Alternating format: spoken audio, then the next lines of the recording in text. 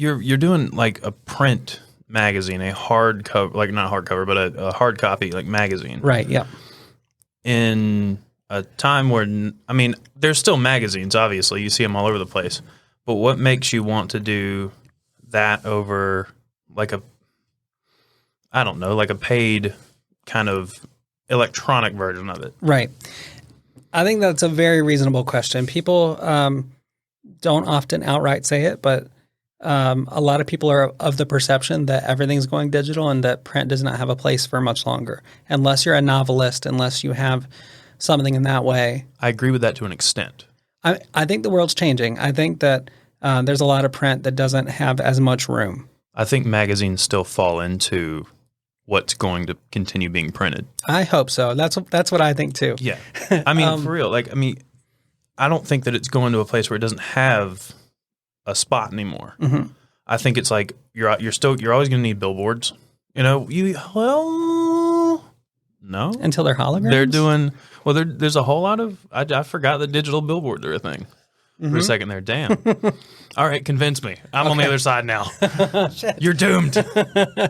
I think, I think when you're going, maybe you're out for your Saturday shopping trip with your friends. Say you go pick out new shirts every weekend. Right. You walk into this business and they've got, they've advertised, and you're picking up this thing. All of a sudden, you're back home and you're sitting there watching TV and you're flipping through it. I think that people innately just like the feeling, just like to have the thing that you flip through. Yeah. And it's so simple. Me personally, I am in front of a computer or a phone or an iPad or technology all the time. Mm-hmm. It is, like many people, it's my job. And so I am screened out.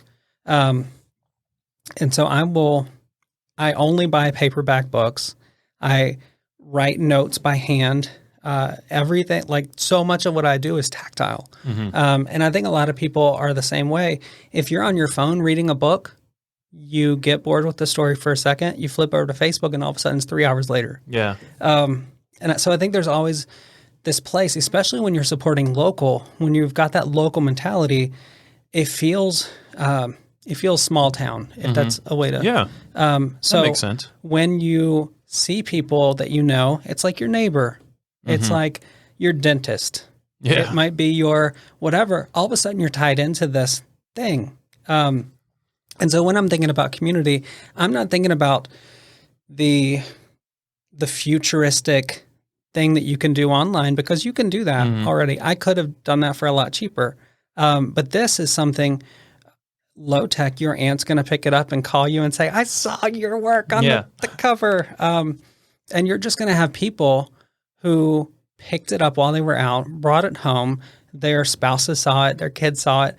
You get to tell those people, you're like, oh, I saw you in that section. I saw your ad in that thing. Mm-hmm. And even though it's low tech, even though the future might be digital in many respects, it's built into us to like have a memento, like a thing that you just get sentimental about, especially when you're supporting your local community, your friends and family who are part of it. Mm-hmm. So I never thought about doing digital, and I'm always willing to grow and change.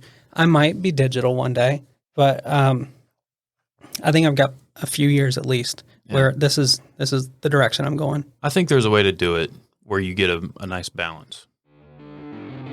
Hey, hope you enjoyed that clip. Full episodes of the Small Stuff Podcast are available on YouTube and wherever it is you get your podcasts. Make sure you hit that subscribe button. Follow us on Instagram, TikTok, all the things, links in the description. We'll see you later.